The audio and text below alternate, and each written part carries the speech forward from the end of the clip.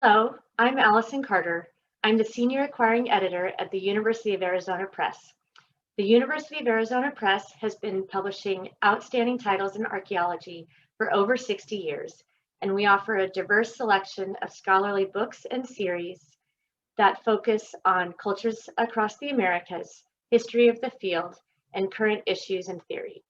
I have been acquiring in archaeology for over 15 years, and I'm excited to share our latest titles with you. And I can't wait to hear about your new projects as well. I very much miss seeing and meeting with everyone coming through the booth, and I look forward to seeing all of you again when we can come together in the future. Have a great SAA.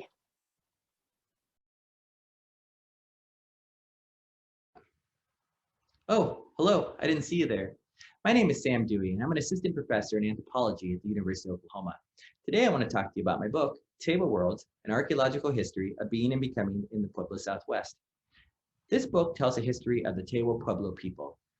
After centuries of living across vast territories, the Tewa reunited in northern New Mexico and forged a unique type of village life. Their homeland also became an epicenter of colonialism, for within its boundaries are both the ruins of the first Spanish colonial capital and also the birthplace of the atomic bomb.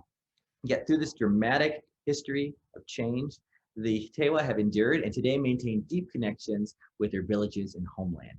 Well, anthropologists like me have long trekked through Tewa country, but the literature remains deeply fractured between the present and the past, nuanced ethnographic description and detailed archaeological research. And I try to bridge this divide by drawing on my understanding of contemporary Pueblo philosophical discourse to view the long arc of Tewa history as a continuous journey and one that gives weight to the deep past, colonial encounters, and modern challenges. I focus on the northern portion of the Tewa world, the Rio Chama Valley, and explore how incorporating Pueblo concepts of time and space in archaeological interpretations can help critically reframe ideas of origins, ethnogenesis, and abandonment. I think this also allows archaeologists to appreciate something that the Tewa have always known, and that there are deep and strong ties between the people and their landscape that extend well beyond the modern reservation boundaries. Thank you so much for your interest, and you can find this book in your local library. Hi, my name is Wes Bernardini, and I'd like to introduce a new University of Arizona Press book titled Becoming Hopi, A History. The book has 4 editors, 2 archaeologists, myself and Greg Schachner from UCLA, along with 2 Hopi tribal members, Lee Kwanwasioma, the founding director of the Hopi Cultural Preservation Office, and Stuart Koyemtua, the current director. Together, we assembled archaeological evidence, Hopi oral traditions, historical records, and ethnography to present a comprehensive history of the people of the Hopi Mesas. We're proud to have written a truly collaborative book that combines indigenous voices with scientific approaches in a way that respects and enhances both perspectives. The book is full of colorful illustrations and is written in an approachable style, making it a valuable resource for anyone who wants to learn about the rich and diverse history of the Hopi people and their enduring connection to the American Southwest. Hello, I'm Lee Panich from Santa Clara University, and this is my recent book, Narratives of Persistence. The book is based on 15 years worth of research with and listening to Native communities in California and Baja California, Mexico, about the role of colonialism within long-term indigenous histories. Through the detailed archaeological and ethnohistorical analysis of 2 communities, the Ohlone of the San Francisco Bay Area and the Pai Pai of northern Baja California, I show how scholars and the public alike can better understand the intelligent, culturally informed choices the Native Californians made to ensure the persistence of their communities over the past 250 years. I look forward to talking with you about this research at future conferences.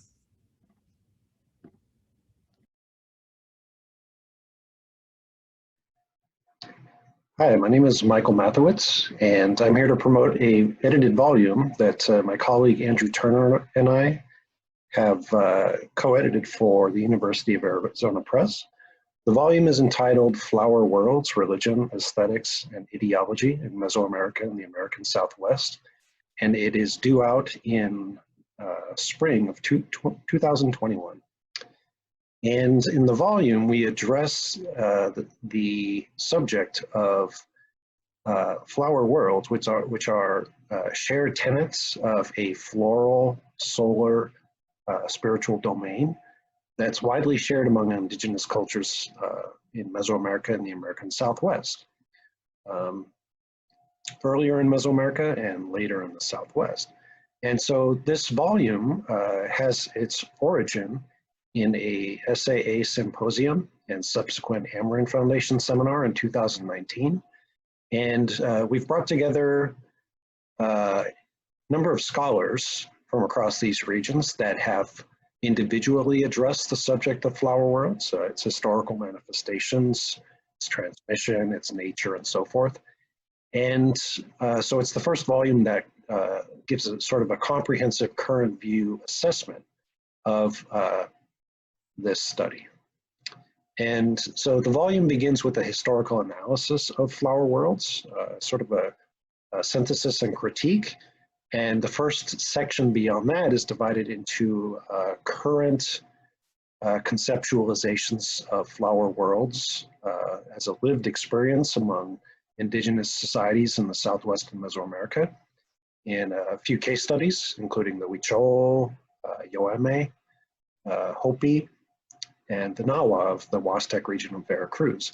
The subsequent section of the volume addresses archaeological and early historic period, a colonial period manifestations of the flower world among a number of different societies in Mesoamerica up and into the Southwest. And so we find that the volume is going to be broadly appealing to a number of different disciplines, including art history, archaeology, indigenous studies, cultural anthropology, and so forth. And so we ask you to take a look at the volume, and we wish you a very nice meeting. Thank you.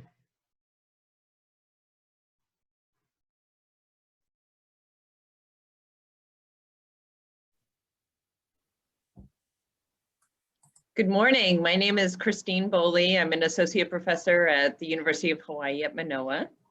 Hi, and I'm John Douglas, and I'm a vice president of research at Statistical Research, and I'm also an adjunct professor at the University of Arizona. So John and I have been asked to talk about the book that we just published called The Global Spanish Empire, 500 Years of Placemaking and Pluralism. So this book started when John and I organized an electronic symposium at the 2018 SAA meetings that was chosen for an SAA Amarin workshop. And so in the fall of 2018, we got together with a bunch of the lead authors on the chapters in our edited volume. And one of the great things about this volume is the diversity, right? There's two themes, placemaking and pluralism. And it's a real global focus on Spanish colonialism. And of all the contributors, we had 12 different US universities, 6 international universities, and 3 consulting firms represented. So it's just a great book, even in terms of that.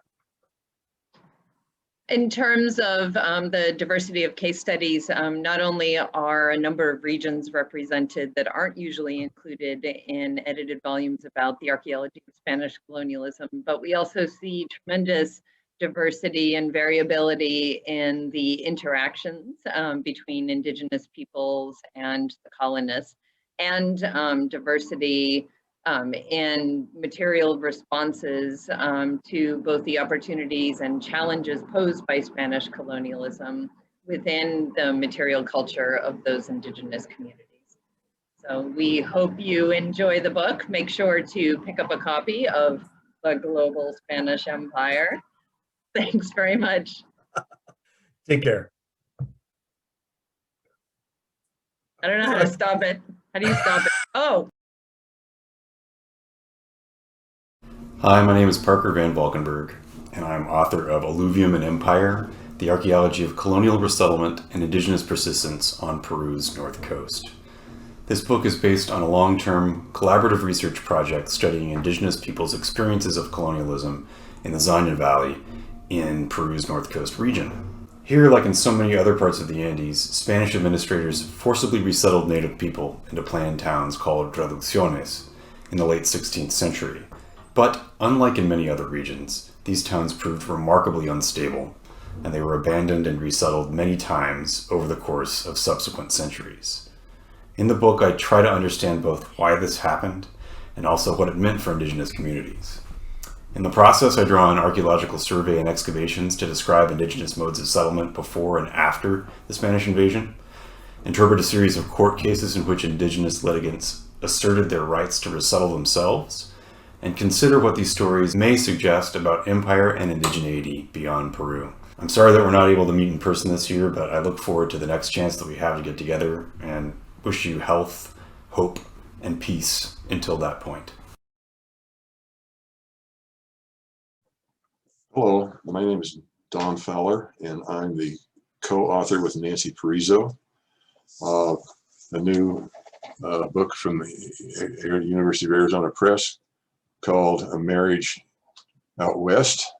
It's about Frank and Theresa Russell in 1900 to 1903. And we actually have Theresa listed as the lead author because much of what's in the book is her writing.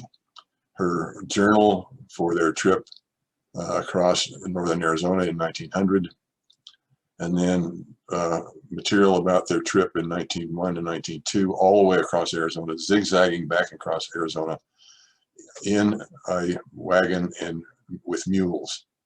They recorded many archaeological sites. They dug up many sites. A number of sites in the material went to the Smithsonian or to Harvard. They then went to Zacatone, Arizona, where they spent many months doing ethnographic work with the Pima people. The reason they were there, and the problem is that Frank had tuberculosis. And they couldn't stay in Cambridge at Harvard because of the weather. So they finally wound up staying in Arizona. When they finished doing the ethnography, they bought a ranch in Kingman, Arizona, and they were there until Frank died. Theresa, however, during all those years had been a student of William James, the great psychologist, philosopher at Radcliffe and Harvard. And after Frank died, she became his research assistant and secretary. And in 1906, went to Stanford with him and his wife. He was giving some lectures. She gave some lectures, and then she stayed on, wrote a number of articles in Outwith magazine to demonstrate that she had a command of English literature and philosophy and religion and all that in these popular articles. And Stanford hired her permanently, and she became a professor of English and was there until she died in 1936. So that's what the book's about. It's a fascinating story of two people, Frank, who had a lot of exploration experience, Theresa, who had none, who had never camped out until they got there. And they left, they got married, they left 4 hours later in Iowa and went to the Southwest to start the project. So that's what it's all about. We hope you enjoy it.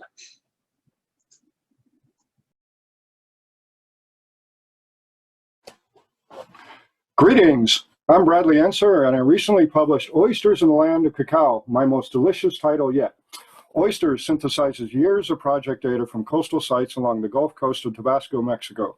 The book should be of interest to Mesoamericanists and any archaeologists working in coastal and mangrove settings. The site complex is known as Islas de los Cerros, and it includes El Beyote and Isla Chable. It is located just downriver from Comalcalco in the western Chantalpa. The book fills one of those archaeological black holes, frequently speculated upon from the outside, but with little data from within. It provides the first regional synthesis on the western Chantalpa since Edward Cézanne's 1976 dissertation. Oysters also provides the first systematic descriptions and analyses of material culture in coastal Tabasco. Although widely believed to be the location of Olmec shell middens, The formation processes reveal all mounds were residential or ceremonial and built in the late Classic by recycling late pre-Classic deposits. Sorry, Olmec specialists. As anyone who has worked in similar tropical regions knows, the pottery preservation does not facilitate complex group type variety classifications for traditional cultural historical purposes. Oysters provides a solution. It is based on paste, form, size, and performance characteristics that serve very well for analyses to address a range of contemporary questions. The book brings new perspectives to settlement patterns, political economies, ecologies, intra and interclass power and agency, kinship strategies, gender and age dynamics, layered cultural identities, landscapes, social memory, and foodways and feastings. I think the range of topics addressed, as well as filling that black hole, make Oysters a valuable addition to Mesoamerican coastal archaeologists' libraries, and it's great value at only $20.